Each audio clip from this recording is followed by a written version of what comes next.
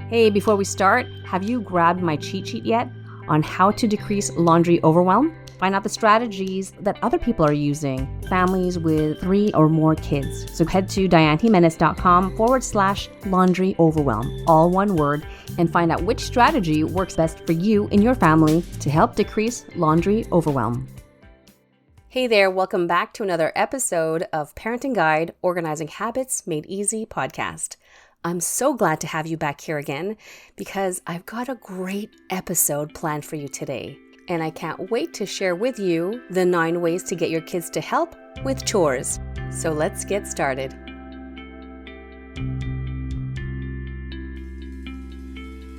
Parenthood is challenging enough as it is, and getting organized sounds easier said than done. Now, combine these two together, and it's truly a balancing act that many of us struggle with day in, day out. If you're here, it's because you want to know how to get your life and home more organized and structured where the kids are involved too, so that parent life is a little easier and you can focus on what truly matters. Hey there, I'm 𝙤𝙤𝙀𝙢𝙀, owner and founder of One Tidy Place. I created this podcast because I know parents have their hands full. I know this because I have 3 kids of my own. Each week, we'll talk about all things organizing, teaching kids life skills, and contributing to the home, being on the same page with your partner, and raising your kids together while you tidy up, go out for a walk, or just need some real talk. I'm here for you. Thank you for tuning in. Are you ready? Let's do this. We can all agree that sometimes, and in some seasons in our life, more often than not, we struggle to get our kids to help out around the house. That eventually we end up doing it ourselves because that's what normally happens, right? What if we look at other ways to get kids to help out before we get to the point of yelling and losing our poop? In this episode, I'm going to list you 9 ways to get them to help out with chores. But just to be clear here, there are probably more ways to go about this, and maybe you have one that's not on this list that works at your house. So if that's the case, send me a DM on Instagram or on Facebook, or you can send me an email at info@𝙤𝙤𝙀𝙢𝙀.com and let me know what it is. Who knows, with enough strategies, I may create another episode entitled Ways to Get Your Kids to Help with Chores, Part 2, down the road. Okay, we have a lot to cover today. Are you ready? Let's go. Kids and chores. It's a never-ending battle, but it doesn't have to be. There are ways to get your kids to help out around the house without all the drama. So that's why I'm sharing 9 foolproof ways to get your kids to help with chores. From making it fun to using positive reinforcement, these tips are sure to get your kids on board with helping out. So let's get started with tip number 1. Make it a game. Kids love games, don't they? So the more fun we can make a chore, the more likely they'll want to do it. For sure, getting the kids to compete against one another is all good and fun. As an example, in my video, How to Get Kids to Help with Laundry, I posted a few years back, there's a clip of my 2 boys, 9 and 5 at the time, having a race to fold underwear. I'll link the video in the show notes, and once you're there, scroll to the 2.5-minute mark approximately. You'll see them in competition mode. For sure, the results weren't the best, but it was done. And sometimes done is good enough. And besides, they'll get plenty of practice with laundry because, as we know, it's never ending, right? But Diane, I have 1 kid. I can't keep doing this with them all the time. Or you might be saying, Diane, I have 1 kid who's old enough and I gotta take care of my younger ones. I hear you. This is where you can get creative, like adding time or a specific criteria to the mix. For example, sweeping the floor. Ask them to try to cover the perimeter without lifting the broom. How crumb-free can they get the floor to be without lifting that broom? Or lifting it as minimal times as possible. The goal here is to have them do the action, make it fun, and hopefully get that ingrained in their mind. Chores need to get done a certain way, and they can be fun too, if we make them to be. Also, there are tons more games you can find online. It's just a matter of picking one and tweaking it so it can work for your family. Tip number 2, use a chore chart. Oh, this one we used so many times and many versions of this, with a simple pen and paper to using a whiteboard and dry marker to being real fancy and getting a wooden one from the toy company Melissa and Doug. Each worked well with our kids to a certain extent and for a certain age group. And I'm thinking about it now, we started these when they were really small. We focused more on scheduling, for instance, morning routine, and after we came home from daycare. Getting them into a regular daily habit was key for us, and it was also something we can manage. So back to the chore charts, today my kids do help out when asked, or more that they know what exactly needs to get done, because I list it out for them. And I also include how much time it can take and who is going to be doing each task. But I'll get to more of that later on. At our house, there is no chore schedule per se. The only schedule I follow is my laundry schedule. Not to a T, but it's a great reference when I forget which day is what and what needs to get washed. If this sounds anything like you, I have a free resource to help you with this, which I'll link in the show notes, of course. But you can always head to 𝙤𝙤𝙤𝙤.com/laundry schedule, all in one word. That's 𝙤𝙤𝙤𝙤.com/laundry schedule. The other 3 main things that have a schedule are emptying the dishwasher, mowing the lawn, and vacuuming. However, the first 2 are already taken care of by the kids, and the vacuuming is done by the robot vacuum. A total game changer, by the way. The rest is mainly on a need-to-do basis, just because our days are so full and they fluctuate from time to time. But mainly too sometimes, we just don't have the energy. A few years ago, I saw this video on YouTube of this woman, and I forget who she is, but she has a huge following on YouTube with her 7 kids. Anyway, she would put in her calendar spots where she could squeeze in just 10 minutes. And she would write down JOB in her calendar. Just one B something, or whatever that meant. In essence, it was a 10-minute chore. For example, I've done this too when the kids were younger. While they were in the bath, I'd quickly clean the toilet, sink, and counters. So that's what I implement with the kids too. If we only have 10 minutes, I'll put out 3 things that need to get done for each of them. And then we move on to the next activity, or whatever's happening afterwards. So back to making that list for my kids, and so they know what to do or what needs to get done. When the kids are home from school, whether it's a weekend or say during the summertime, there's an understanding that the house needs to be maintained. So approximately each week, I make a list of all the things that need to be done that day, and I split it up by kid or even let them pick sometimes. Now, every time I made a list of the chores that needed to get done, I would first explain to them what's going on that day. For example, people coming over. Or if there was nothing planned, I'd emphasize the balance they need to maintain with being home all day, which also equates to them being on their devices for long periods of time. Afterwards, I'd go through the chart with them to see if they understood or wanted to swap jobs with someone else. In the last few months, I took it a step further and indicated the approximate time it takes to do each chore. This ranges anywhere between 5 and 15 to even 20 minutes, depending on who's doing it. Even with longer chores, I'll try to break it down in a few manageable steps, or make that chore a group effort, like folding laundry and they have to fold their own sections, like I explained before. So when they see this list I create for that day and see how much time it takes, they can't say, "Oh, it's going to take forever." It doesn't. So my take on chore charts, there are really nice ideas you can find on Pinterest, just as writing down what needs to be done. You know your kids well, so test different chore charts out, or even lists. Find one that works best for you and your family. But having a visual cue truly helps them with getting chores done. All right, let's move on to tip number 3, offer incentives. Now, offering an incentive is a great way to help them get motivated to do chores. Such incentives could be offering an experience, like going to a nice restaurant after seeing them consistently helping around the house for a month or so. Incentives don't also have to involve spending more money, such as allowing more device time or letting them pick a movie for movie night, or maybe even staying up even later for 2 movies. We've done this a few times in the past and even set up air mattresses all on the basement floor, so it's like a family sleepover.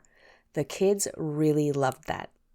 To be clear, offering an incentive doesn't need to be expensive or done every single time they help out. No, it's important to explain the why and not just the what. Often, explaining the reasons why sticks with them a lot more because we're now tying in helpful actions and behaviors with an emotional and memorable experience. Also, it teaches them that after putting a lot of energy, time, work, and effort into something, deserves a little celebration now and again. It's teaching them about balance, something even us adults struggle with. Now, if this sounds familiar to you, grab my episode number 30, Work-Life Balance for Moms, or you can find it at dianejimenez.com/30. So back to incentives. Now, you might be thinking about this, or you probably do this already, and that's to give them an allowance for doing chores. Although money's a great motivator, I feel it just doesn't belong here, and I'll tell you why. For one thing, it's going to backfire down the road, because whenever you'll ask them to do something, they'll always expect to get paid once they finish the task. And the last time I checked, they're not providing a service, nor do you have a money tree in the backyard, do you? And which brings me to my second reason. Offering money is an incentive to do chores just isn't setting up our kids for the real world. Getting paid to maintain your own home just doesn't make any sense. It's not reality. However, some of you may argue that chores equals work, or think if I don't have to do it and someone else is doing it for me, then I'll pay them for that. Right, but your kids aren't people you hired, or they didn't apply for any job. They're people you're teaching and raising. Now, you may think otherwise, and that's totally fine. By all means, my friend, you do you. Okay, let's keep moving with tip number 4, make it collaborative. Teamwork makes the dream work. When you're introducing a chore to the kids, you're doing this with them. As they get a little used to the process, you can gradually start assigning a section that's appropriate for their age and abilities, while you handle the bigger, heavier, more complex, and delicate things. All right, so you might think, oh my gosh, I don't have time for this. It's taking way too long. Yes, you're right. It totally does, especially at the beginning. It's a total time suck if we're making it about ourselves. But when we shift our mindset to what it can mean for them in the long run and the benefits this collaboration has on them, imagine if it takes you minutes to empty the dishwasher versus the 15-20 minutes to do it with them until you gradually wean yourself off. We're playing for the long game here, my friend. Take this time and live it, because this is where they learn from you. So here's an example of a collaboration. Putting away the dishes or emptying the dishwasher again, because in many households, it's one of the root causes for frustration. So when we first introduced this task, it was to all 3 of my kids, all at once. Our oldest was 8 and our youngest maybe 4 or 5 years old. At the beginning, our youngest would handle all the plastic items, or just put away the utensils, even the knives. Yes, we taught our kids young to be very careful and mindful when dealing with knives. Anyhow, the other 2 took care of the plates and the bowls and other miscellaneous items like pots and pans and cutting boards. From all 3 kids emptying the dishwasher every day to today, 4 years later, each kid now has their own week to empty the whole thing in the morning. Now, is this done every single day, every single morning, even during school? For my 12-year-old, yes, I'd say about 99% of the time. My 10-year-old, about 90%. And my youngest, who just turned 9, let's just say I know when it's his week because I'm more involved, or it just gets done when he comes home after school. Now, if you want to see an example of a collaboration and teaching the kids an important life skill, I referenced this video earlier called How to Get Kids to Help with Laundry. You'll see my boys, who are approximately 9 and 5 years old, tackling the different steps to doing laundry, from loading the machine to putting the clothes away. Grab the link in the show notes after this episode. Okay, tip number 5, let them choose their chores. They say that if you're offering options to kids, to keep it to only 2, because too many decisions for them to make, especially on something they don't usually like doing, isn't going to go without complaints, eye-rolling, and a lot of sighing, or worse, whining. I can't stand whining. So this also brings me back to speaking with our daycare owners when our oldest was just a toddler. I remember her saying to offer choices, but make those choices in the parents' favor. I read somewhere too that kids need to have some control in their life. It helps with their development for critical thinking and just gaining more self-awareness and confidence. And in this article, it gave the example of allowing the kids to choose between the red pajamas or blue ones for bedtime. All in all, you just want them to wear pajamas and go to bed, right? You're not asking them what time's bedtime or where do they want to sleep tonight, because that is just a recipe for disaster later on down the road. So it's the same thing when it comes to chores. Ultimately, you want them to help or even contribute, right? So if dusting and sweeping have to be done, let them choose between the 2. I typically offer 2 things that take approximately the same amount of time and similar workload. If, however, we have baskets upon baskets of laundry that need to be folded, I know no one likes to fold shirts. And in case you didn't know, we split our baskets in 4 categories: tops, bottoms, underwear, and socks. So I'll give them an option: fold just the shirts, or fold 2 other options, either the pants and socks or the pants and underwear. Usually they choose the latter, folding 2 categories, and that's fine. I'll help out with the t-shirts, but I have them fold the kids' shirts, for example, since they find our shirts to be a little overwhelming for them, especially for my young one. Or I'll have them split the task of folding t-shirts between them. They'll still need to learn how to fold shirts, right? Now, speaking of splitting up the laundry basket into piles, we're at tip number 6. Break it down into manageable tasks. I love this. First off, because it cuts down the overwhelm into something we can handle.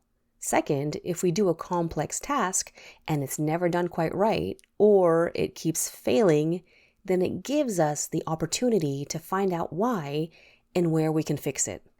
A side note here, all this thinking and coming up with solutions doesn't have to come from you.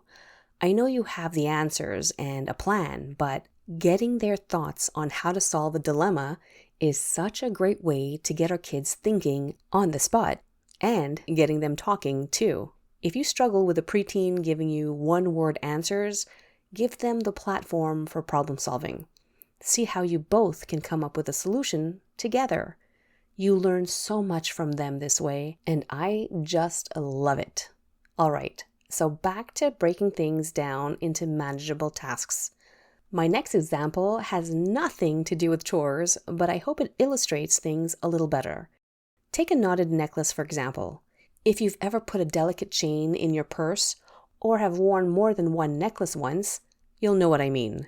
You end up with a huge knot or several knots on the chain, especially if they've been in your purse for a while. Anyway, when this happens, I can only undo the knots by creating space and moving clumps of smaller knots away from the main one, as much as I could using a needle. In essence, I'm pinpointing where the struggle is and breaking down the complex into smaller, bite-sized problems. So when it comes to chores, it's breaking them down into easy, manageable steps. And when it's easy, it builds momentum, and they're ready to take on a little more. After repeating this cycle a few times, next thing you know, the chore is done with minimal struggles. Over time, they gain more confidence, which leads to self-reliance, and the cherry on top builds momentum to keep going or moving on to another task. Now, this last part is great with older kids, and it will take some time for all of this to come into play. They probably won't even realize all the knowledge they're getting until years later when they're adults and parents teaching this to their kids. Okay, we're at the home stretch here, so let's keep going. Tip number 7, set a good example. So this is a story that has nothing to do with chores, but it does have something to do with being the example for our kids. So back to the daycare years when our oldest one was in kindergarten this time and our younger ones were still at daycare. Now one day he came home and we were figuring out what was going on with the TV and trying to figure out why the volume on Netflix wasn't working. This is back when Netflix was still new and I wasn't tech savvy at all at the time. Anyhow, he saw my frustration fiddling around with the wires in the back, going old school on the TV, and continuously pumping up the volume from the control. I was getting annoyed. And he said the F word. And I freaked out. Well, I didn't freak out completely. I freaked out inside.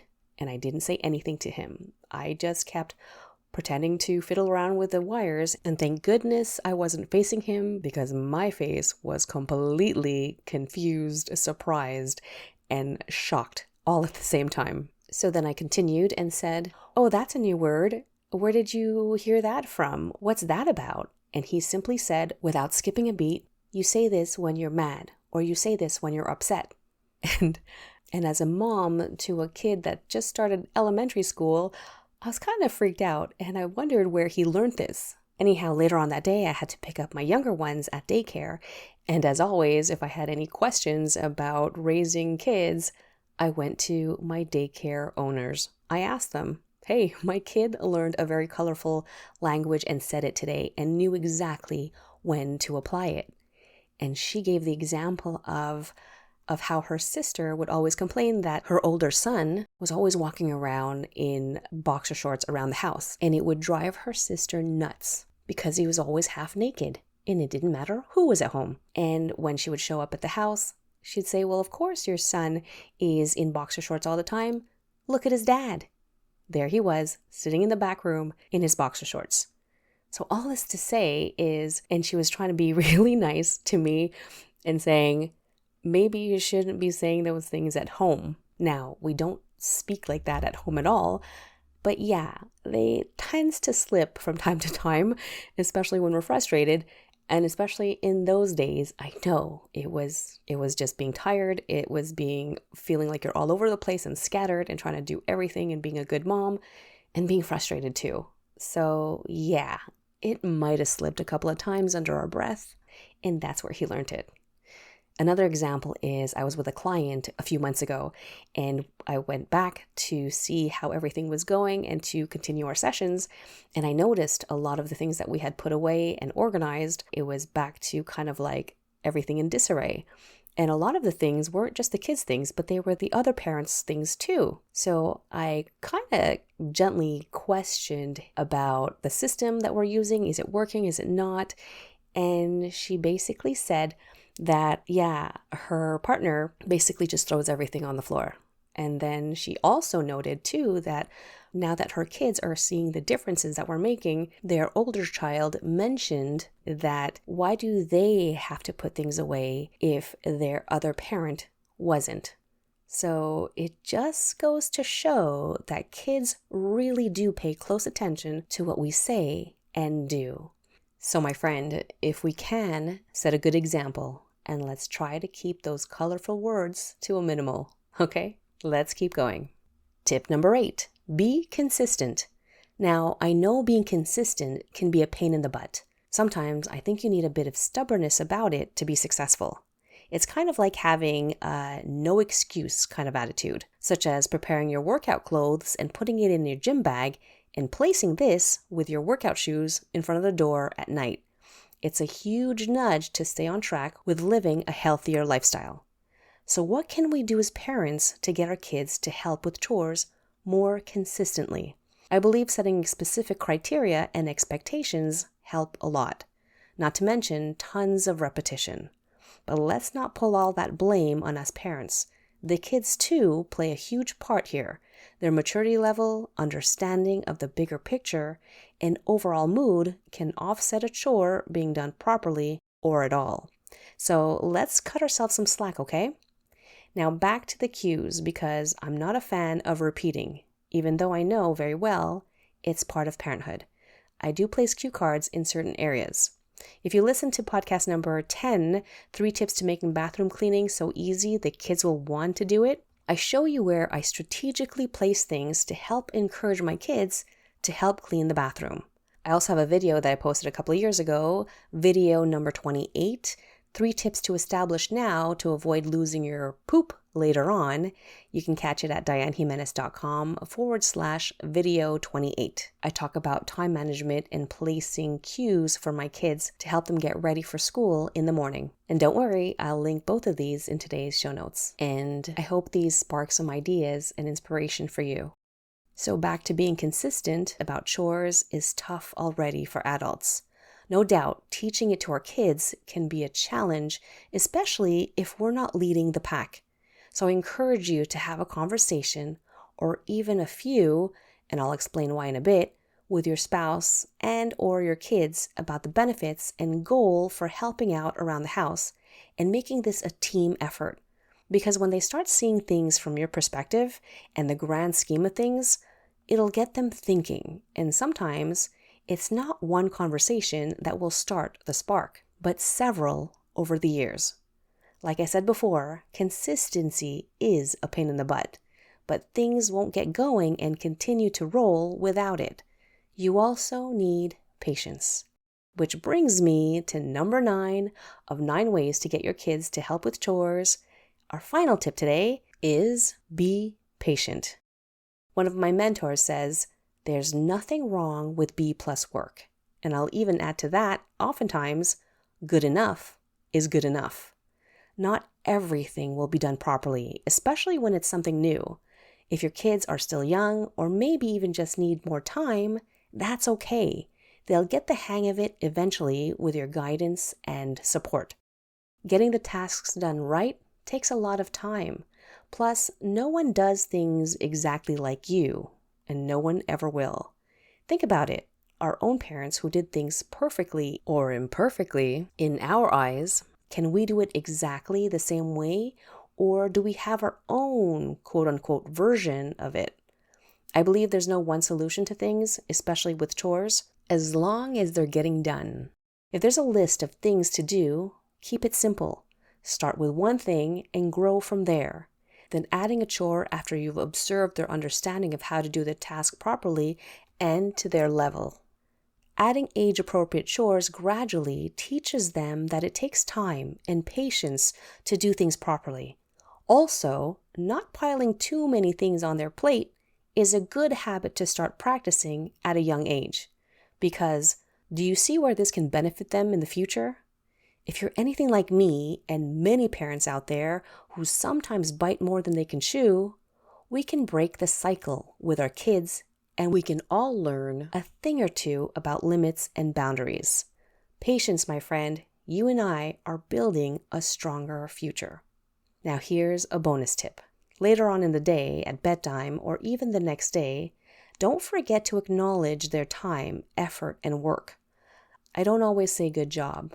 When they were babies and toddlers, I did more often. But over the years, I've been changing my words and emphasis, meaning I'm more specific on what it is I'm thanking them for and actually using words like, thank you for helping me, or your brother, or your teacher, with whatever it is that they did. Then following it with how it made things better, faster, easier, or more convenient is always a good thing.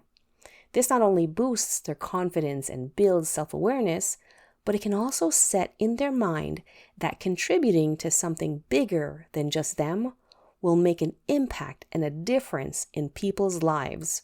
Now, doesn't that sound like a great base for them as they grow and find their place in this world? I think so. All right, my friend, that's it for me today. I hope you found these tips to be helpful, inspiring, and you got your own ideas stirring up in your brain.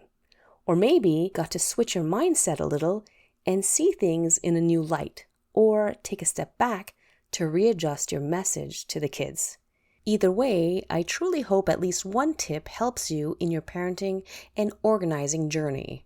No one said you had to do life alone, so why not share this episode with other parents via text or sharing it to social media? Or even post a review on Apple Podcasts, because the more followers and reviews this podcast gets, the more Apple will boost it up. So this will only help to get my podcast in front of more parents who need help, that want to feel heard, supported, and empowered to take action in making this whole getting organized with kids thing a little easier. And it all starts with you. Thank you so much for listening and taking me along with you today as you go about your day. I'll see you again next time. Bye-bye.